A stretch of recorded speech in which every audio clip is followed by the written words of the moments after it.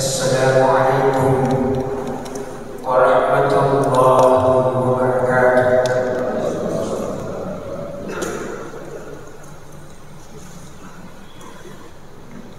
Alhamdulillahirabbil alamin. Alladzi ahyana ba'da ma amatana wa ilayhi nusyur.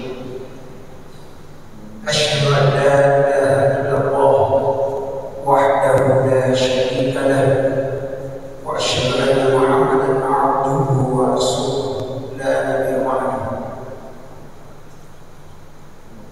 Allahumma shalli ala rasulillah sayyidina Muhammadin wa ala alihi wa sahbihi ajma'in.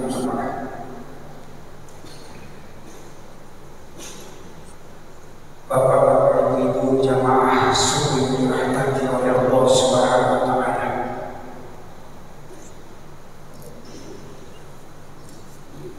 Setiap manusia selalu ingin mencapai puncak kebahagiaan dengan meraih ridha Allah Subhanahu wa taala.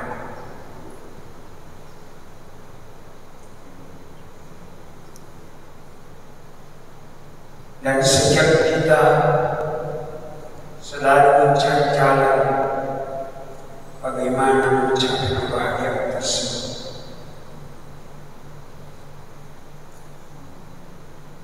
Sehingga terkadang kita melupakan bahwa sesungguhnya Allah Subhanahu wa taala meletakkan kebahagiaan itu pada amal-amal agama yang sempurna. Maka oleh karena itu, ketika kita ingin mencapai kebahagiaan itu, terlebih dahulu kita meraih apa yang disebut maghfirah atau ampunan Allah Subhanahu wa taala. Ketika Allah memberikan ampunannya, maka pasti rahmatnya akan turun kepada kita. Dan ketika turun rahmat, maka disitulah kita bisa meraih ridha Allah Subhanahu wa taala.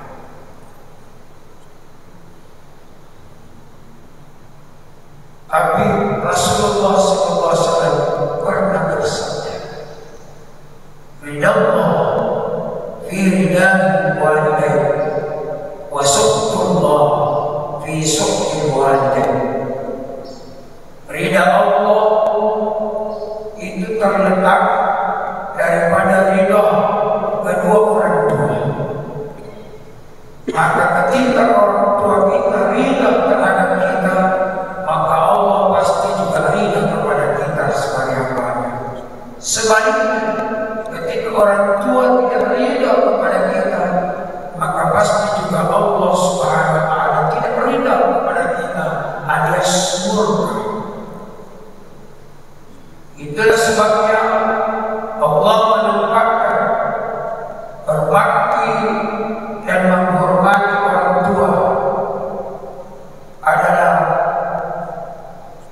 penghormatan dan kebaktian nomor 2 setelah berbakti dan menyembah kepada Allah Subhanahu wa taala.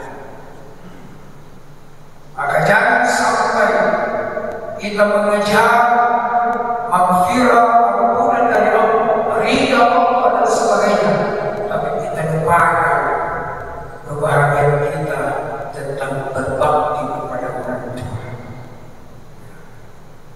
Itulah sebabnya Nabi pernah bersabda, al-jannah tahta aqdamil ummahat. Surga itu di bawah telapak kaki. Maksudnya jangan berharap masuk surga kalau engkau berharap kepada orang tua. Jangan mengharap meraih surga ampunan Allah ketika engkau durhaka kepada kedua orang tua.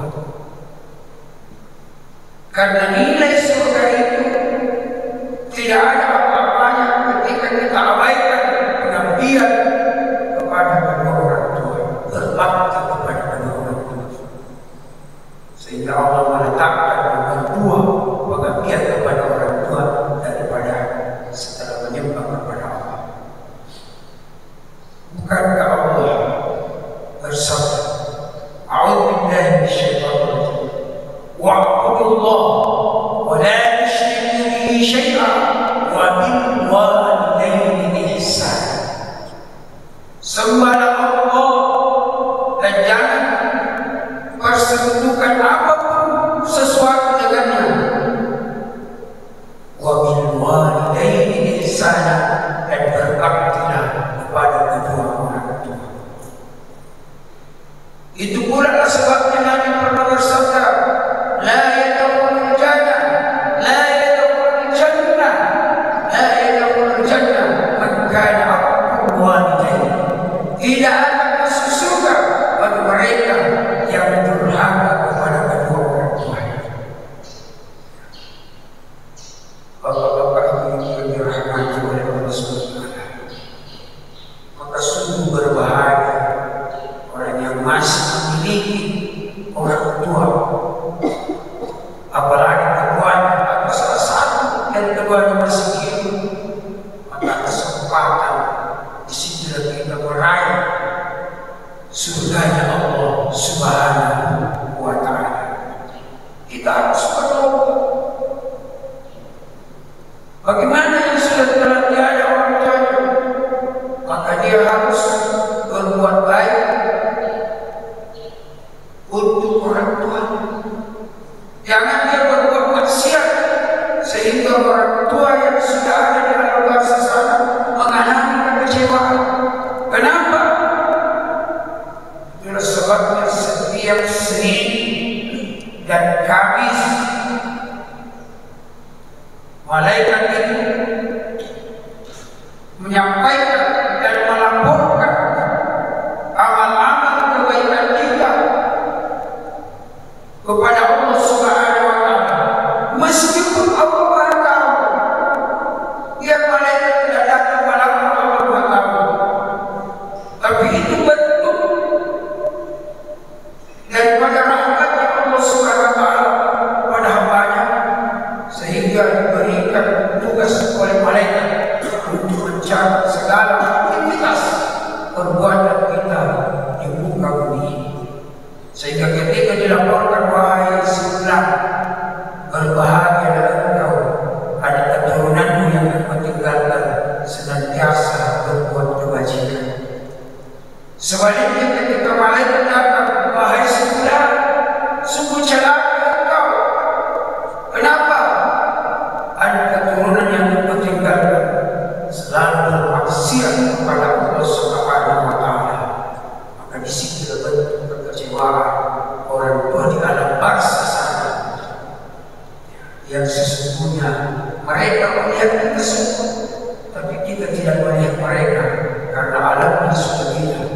Dia sudah berada alam bangsa atau alam gaib, alamnya para malaikat.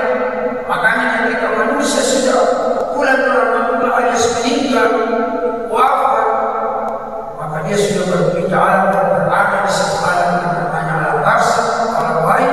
Maka di sini berjumpa dengan para malaikat, berjumpa dengan malaikat, dan berjumpa dengan para orang-orang yang telah bertolak rahmatullah yang lebih dahulu daripadanya. Mereka juga bisa bersama bercengkrama dan menyampaikan, wahai saudara, sungguh bahagia engkau ini, selalu tersedia apa-apa yang engkau inginkan. Sebaliknya ada orang yang tidak pernah merasa cukup. Nanti di hari Jumat baru merasa bahagia. Kenapa? Sudah ada kiriman doa dari para hakim. Allahumma ighfir lil mu'minina wal mu'minat, lil muslimina wal muslimat, al ahya'i minhum wal amwat. Inilah doa-doa yang diperlukan orang-orang yang berada di alam barzakh, yang tidak pernah ada kiriman-kiriman doa dari anak-anaknya atau amalan-amalan kebaikan dari orang-orang yang ditinggal. Maka oleh karena itu, Bapak Ibu yang dirahmati oleh Allah Subhanahu wa Ta'ala, meraih kebahagiaan itu hanya senantiasa memperhatikan orang-orang yang ada di sekitar kita dan